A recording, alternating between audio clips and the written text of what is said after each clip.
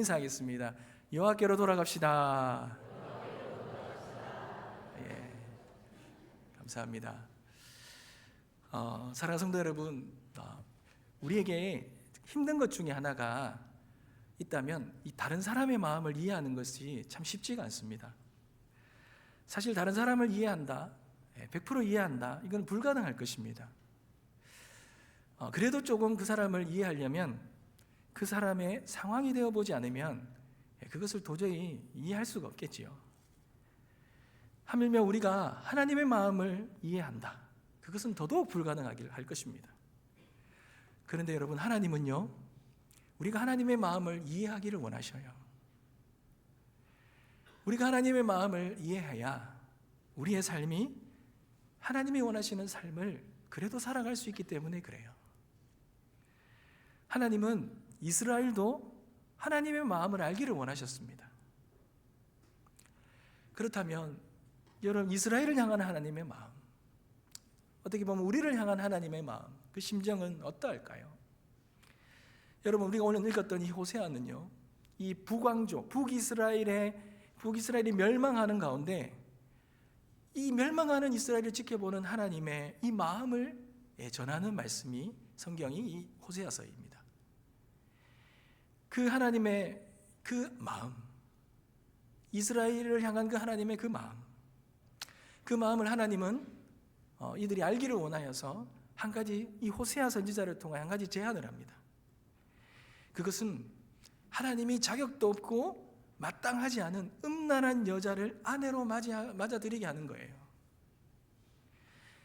그래서 그 음란한 아내, 그 아내를 통하여서 하나님의 마음이 얼마나 속상해 하시는지, 하나님이 그런 아내를 보고 얼마나 분노하시는지를 호세아가 경험하고 깨닫고 그 마음을 이스라엘 백성들에게 증언하라고 그렇게 명령하시는 거예요. 여러분, 그렇다면 이스라엘을 향한 하나님의 마음은 어떻습니까? 이 음란한 아내를 둔 남편의 마음, 이 남편의 마음이 어떠하겠습니까? 여러분, 그 남편의 마음은 분노로 가득 차 있습니다.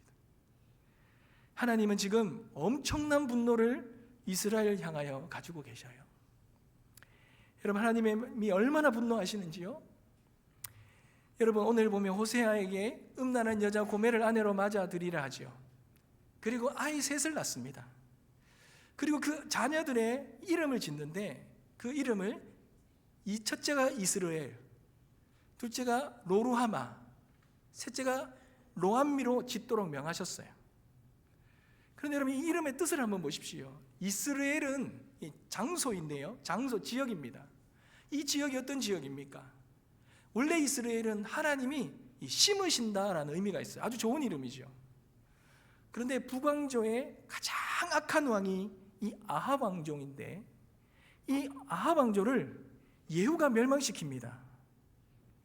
그런데 그때에 이스라엘 왕과 유다의 왕, 남북의 왕 모두를 죽인 것이 이스라엘이에요. 이 땅이에요. 그리고 이세벨과 아합의 왕자 70명을 죽인 것도 이스라엘입니다. 여러분, 4절을 한번 보십시오. 그의 이름을 이스라엘이라 하라. 조금 후에 내가 이스라엘의 피를 예후의 집에 갚으며 라고 말하죠. 이 말은 여러분, 이스라엘의 모든 왕조를 피비린내 나는 그러한 쿠데타를 통하여서 예후가 다 죽여버린 땅이, 그 피로 얼룩진 땅이 이스라엘인데, 이 이스라엘에 대해서 이제 그 피비린내 나게 했던 이 예후 왕조를 하나님께서 심판하시겠다라는 거예요. 그러니 이스라엘이라는 뜻은 이스라엘 족속의 나라를 패하게 할 것이다, 진멸하게 할 것이다, 이런 의미예요. 이런 의미를 이 이름으로 삼은 것입니다. 여러분, 히브리어로 앞에 로가 붙으면, 우리나라 말로 말하면요, 안일부나 안일비가 붙는 거와 마찬가지입니다. 뭔가 부정적인 의미가 있는 거죠. 그러니 루하마라는 뜻은 긍휼을 받은 자인데, 루하마라고 하면 긍휼을 받지 않은 자라는 의미입니다. 로암미라는 말은 내 백성이라는 뜻인데, 암미는 내 백성이란 말인데 로암미란 말은 내 백성이 아니라는 거죠. 여러분, 자식을 낳았는데 어떻게 자식의 이름을 저주에 가까운 이름을 붙일 수 있단 말입니까? 하나님이 이스라엘을 얼마나 분노하시는지, 여러분, 그 분노가 가득하시는 거 이해합니다. 그런데 어떻게 자녀들의 이름을 이런 저주에 가까운 이름으로 붙일 수 있냐 말이죠. 그만큼 하나님은 이스라엘을 향하여 분노하고 계시다는 의미입니다. 그런데 여러분, 그 분노가 너무 크지 않습니까? 너무 무시무시하지 않습니까? 사랑하는 성도 여러분, 우리 하나님은 사랑의 하나님이십니다. 그러나 호세아서에서의 하나님은요, 전혀 사랑의 하나님으로 느껴지지가 않습니다. 이 사랑이 얼마나 격렬하고 얼마나 무시무시하고 얼마나 매몰찬지 모르겠습니다.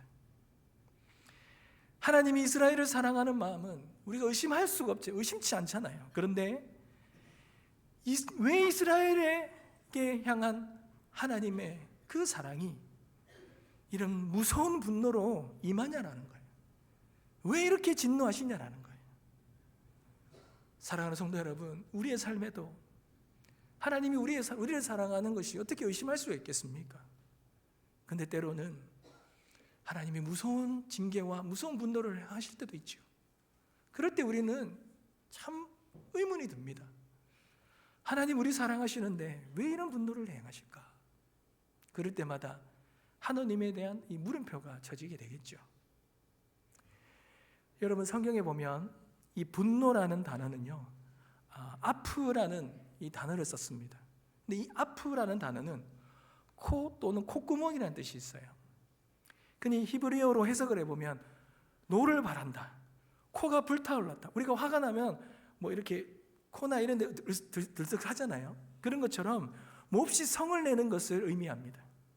근데 이 단어가 하나님에게 사용되는 것과 인간에게 사용될 때가 의미가 좀 달라요. 인간에게 사용될 때는 어떻게 쓰입니까? 단순히 사람 사이에서 우리가 과격한 말을 하는 거, 우리가 소리를 지르는 거, 뭔가 급하고 매몰찬 말을 하는 거, 그럴 때 사용하는 거죠. 근데 하나님은 그러한 인간의 분노를 죄악으로 여기셔요. 다툼을 일으키는 어리석음으로 여기신다라는 거예요. 그래서 이런 분노를 내는 사람들은 결국 벌을 받고 하나님의 의를 이루지 못하고 하나님의 나라도 유업으로 받지 못하게 하신다라는 거예요. 그것이 분노라는 겁니다. 그런데 성경에 보면 하나님이 인간을 향해서 분노하실 때가 있어요. 하나님이 분노하신다라는 거예요. 근데 이 분노는 인간이 행하는 그런 분노가 아니에요. 어떤 성품과 감정과 불의함과 죄악으로 귀결되는 그런 분노가 아니라는 거예요. 성경에 보면 하나님이 인간을 향해 드러내셨던 그 분노는 대부분 이런 거죠.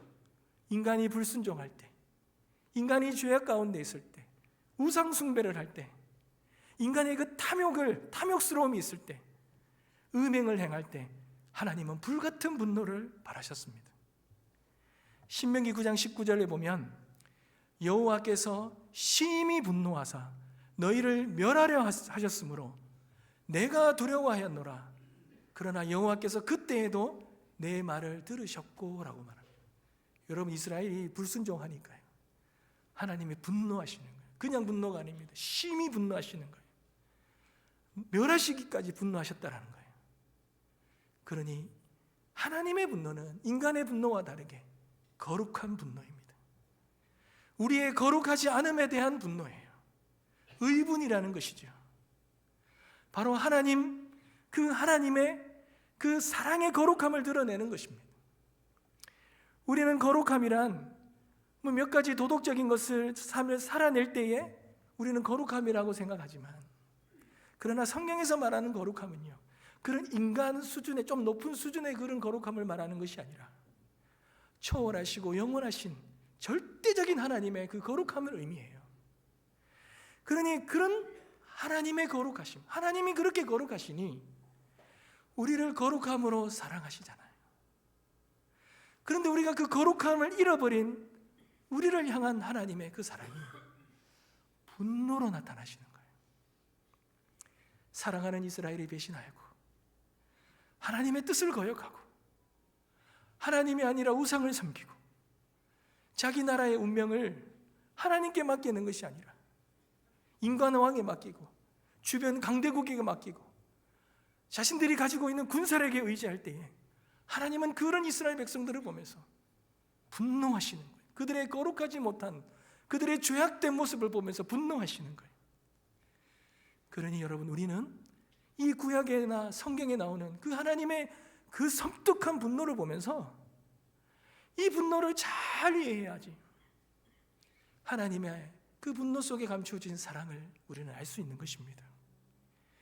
우리의 삶에 일어나는 모든 하나님의 그 역사심에 그 분노와 징계와 고난과 어려움 가운데 그 가운데 행하시는 하나님의 은혜를 우리가 알 수 있게 된다는 것입니다.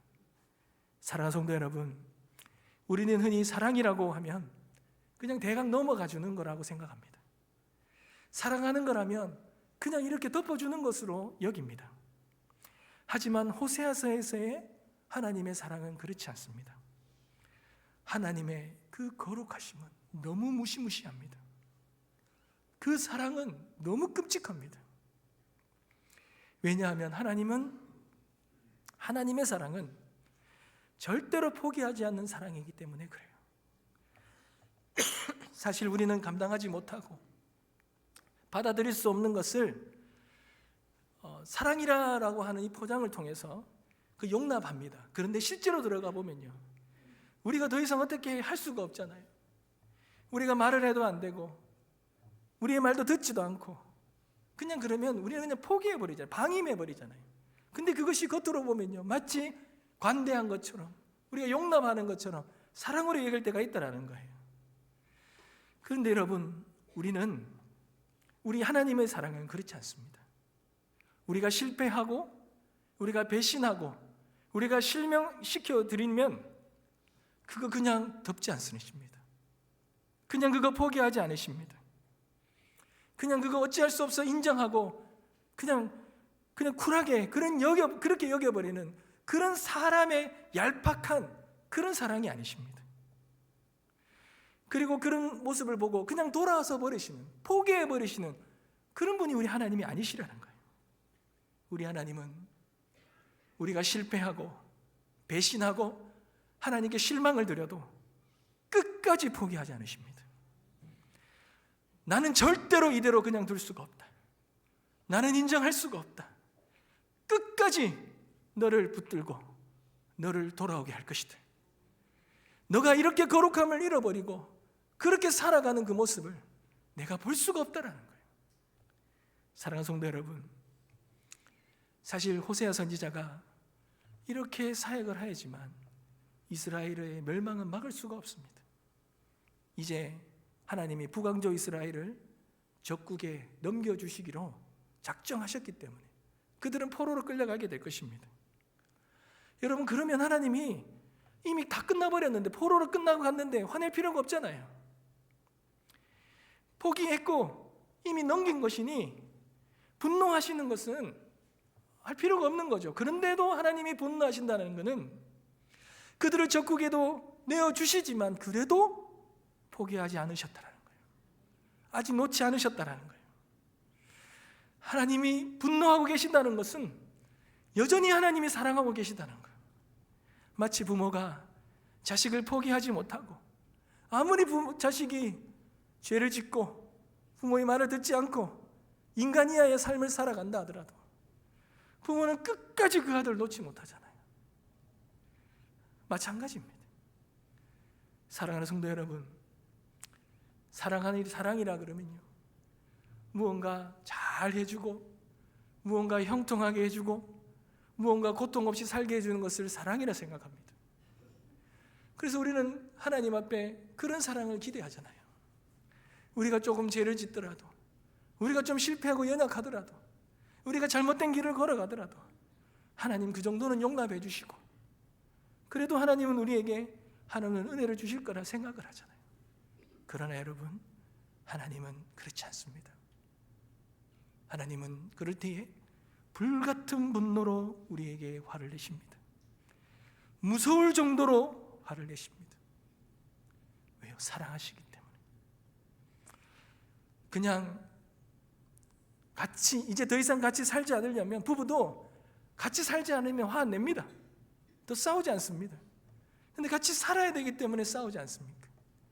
하나님은 우리와 함께 하시기 위해, 영원히 함께 하시기 위해 때로는 너무나도 무시무시한 분노와 진노를 내리신다라는 거예요. 사랑하는 성도 여러분, 보십시오. 이 분노 속에 하나님의 사랑 느껴지십니까? 여러분, 때로는요, 하나님은 우리의 죄악을요 그냥 가만히 덮어주시는 것이 아니라 온 세상이 알도록 다 까발릴 때도 있습니다. 이사야서 1장 2절 말씀에 하늘이여 들으라, 땅이여 귀를 기울이라, 여호와께서 말씀하시기를 내가 자식을 양육하였거늘 그들이 나를 거역하였도다. 여러분, 때로는 우리가 죄를 지었는데요, 이 죄를 하나님이 그냥 감춰두시는 것이 아니라 이 죄를 다 만방에 다 알리셔서 우리를 수치스럽게, 우리를 부끄럽게, 우리가 살아갈 수 없도록 만드시기도 한다라는 거예요. 하나님 왜 그럴까요? 왜 그렇게 하실까요? 하나님은요, 우리의 삶에 그러한 문제들을 통하여서도, 그런 것을 통하여서도 우리가 하나님의 마음을 알고, 하나님이 우리를 어떻게 사랑하시고, 하나님이 우리의 뜻과 어떻게 다르고, 하나님은 우리에게 어떤 뜻으로 우리를 인도하실지를 알게 하시고 우리를 돌이키게 하시기 위해 하나님은 때로는 그렇게 무시무시한 사랑으로 우리를 사랑하신다라는 거예요. 사랑하는 성도 여러분, 하나님은요 그렇게 이스라엘 백성들을 분노 가운데 포기하지 않고 사랑하셨어요. 그런데 여러분, 놀라운 하나님의 그 진노 속의 사랑이 이스라엘 백성들에게 이제 임합니다. 하나님은 그들을 포기하지 않으셨기에 그들을 향한 하나님의 놀라운 축복을 주신다라는 거예요. 그것을 증명하는 단어가 바로 여러분 10절입니다. 10절에 그러나, 여러분, 그러나, 이 그러나는 하나님이 이스라엘 백성들의 모습을 보면서 분노하셨지만 끝까지 분노하시고 그들에게 보복하시겠다는 의미가 아니라 그런 이스라엘 백성들을 이제 구원하시고 회복하시고 하나님의 복을 허락하시겠다라고 약속하시는 반전의 그러나입니다. 이제 하나님은 이스라엘 백성들을 회복시키실 것입니다. 그들을 구원시키실 것입니다. 하나님의 궁극적인 복을 이스라엘에게 허락해 주실 것입니다. 여러분, 이스라엘에게 허락한 이 비옥한 땅이 젖과 꿀이 흐르는 땅, 하나님이 심고 거두시는 복된 땅, 복된 나라, 복된 기업이라는 그 의미가, 그 뜻이 실현되는 하나님의 놀라운 약속이 이루어지실 것입니다. 그런데 여러분, 그거 어떻게 할 수 있습니까? 그걸 어떻게 할 수 있냐라는 거예요. 그것을 할 수 있는 것은 바로 하나님의 약속이죠. 여러분 10절 마저 읽어보겠습니다. 그러나 이스라엘의 자손의 수가 바닷가의 모래같이 되어서 헤아릴 수도 없고 셀 수도 없을 것이며 전에 그들에게 이르기를 너희는 내 백성이 아니라 한 그곳에서 그들에게 이르기를 너희는 살아계신 하나님의 아들이라 할 것이라. 아멘. 하나님의 약속이 이루어지는 근거는 바로 하나님이 아브라함에게 하신 약속이 근거를 두고 있다는 거예요. 사랑하는 성도 여러분, 하나님은 아브라함에게 약속하신, 아브라함을 통한 너희들의 민족이 하늘의 별과 같이 바다의 모래와 같이 그렇게 이루어질 것이라고 약속하셨잖아요. 근데 그 약속을 이루시는데 어떻게 이루십니까? 아브라함의 믿음으로 이룹니까? 예, 맞습니다. 아브라함이 바랄 수 없는 중에 바라고 믿었습니다. 그래서 그 놀라운 하나님의 약속이 아브라함에게 이루어지지요. 그런데 여러분, 진짜 아브라함의 믿음 때문입니까? 아브라함이 믿음을 어떻게 가졌습니까? 아브라함의 그 믿음은 하나님을 섬기지 않고 이방 우상을 섬기는 그 아브라함의 가정을 하나님이 택하시고, 하나님이 약속하시고, 하나님을 알게 하시고, 그를 믿음의 사람으로, 믿음의 조상으로 세우시겠다는 그 하나님의 열심으로 아브라함이 그렇게 믿음의 조상이 된 것 아닙니까? 그러니 하나님이 우리를 포기하지 아니하시고, 우리의 그런 연약함과 죄악 가운데 있는 우리에게도 하나님 그런 우리를 포기하지 않으시고 끝까지 사랑하셔서 하나님의 사람으로 세우시겠다는 것, 그것이 바로 하나님이 이 분노 속에 감추어 준 하나님의 사랑이라는 것입니다. 사랑하는 성도 여러분, 이것이 우리에게 그대로 이어지는 것이 바로 예수 그리스도 아닙니까? 여러분, 우리가 믿음으로 구원을 얻었습니다.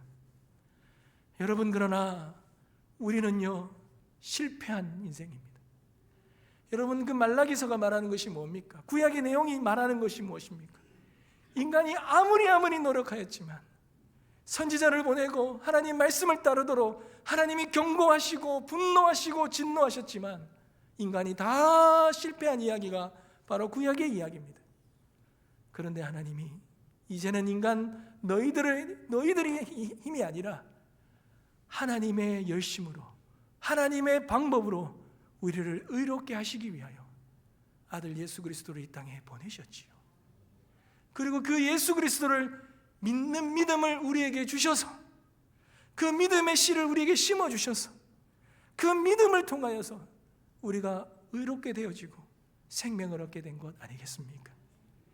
하나님은 실패한 인생을 그렇게 포기하지 아니하시고 끝까지 붙드시고 하나님의 아들 예수 그리스도를 우리에게 보내주시면서까지 우리를 살려주신, 그것이 십자가 속에 담겨져 있는 하나님의 사랑이신 것입니다. 사랑하는 성도 여러분, 그러니 여러분, 우리가 하나님을 배반하고 떠나도요 하나님의 그 큰 은혜와 사랑은 절대로 중단되지 않습니다. 우리가 신앙생활하면서 우리 뜻대로 잘 안 되고 하나님 믿는다 했는데 우리 삶에 형통함이 없고 어려움이 있어서 우리가 하나님을 떠날 수 있어요. 그런데 여러분, 하나님은 절대로 우리를 포기하지 않으십니다. 절대로 놓지 않으십니다. 여러분, 아무리 도망가도, 우리가 아무리 하나님을 멀리 떠나가도 요나처럼 하나님은 그 요나를 끝까지 추적하시고 그 요나를 끝끝내 마음을 붙드시고 움직이셔서 하나님의 사람으로 세우고 마는 것이 우리 하나님이십니다. 사랑하는 성도 여러분, 우리 하나님은 그런 하나님의 포기하지 않는 그 사랑을 불같은 진노를 쏟으면서 우리와 이스라엘 백성들에게 말씀하셔요. 너는 내 아들이라. 나는 스스로 있는 자니라. 나는 하나님이기를 중단할 수 없으니 너희를 만들어 복을 주기로 작정한 하나님이기 때문에 너희를 그냥 놓아두지 않을 것이다. 끝까지 너희를 붙들어 복을 받게 하실 것이다.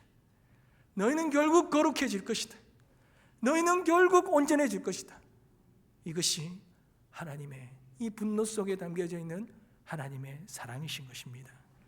사랑하는 성도 여러분, 그 하나님의 그 크고 놀라운 은혜를 풍성히 누리시길 주님의 이름으로 축복합니다. 우리의 삶 속에 하나님의 진노와 그 분노의 그런 모습은 없습니까?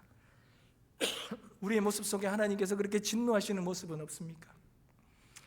하나님이 내 삶을 마치 징계하시는 것처럼, 치시는 것처럼 우리가 그러한 삶을 겪고 있지는 않습니까? 나의 수치를 온 세상에 까발리시고 소리치며 부끄럽게 하는 그러한 부분은 없습니까? 하나님이 제발 이렇게까지 하지 않으셨으면 하는 간절함이 있는데도 하나님께서 그렇게 그러한 곳으로 몰아가시진 않습니까? 사랑하는 성도 여러분, 오해하지 마십시오. 이런 하나님의 분노와 진노에는 우리를 포기하지 않겠다는 하나님의 사랑의 손길이 있습니다. 우리는요, 죄와 심판을 오해를 합니다. 하나님의 진노를 듣기 싫어합니다. 그래서 잘 전하지 못해요. 설교할 때도 그 말을 하기가 어려워요. 그런데 사실 여러분 오해지요.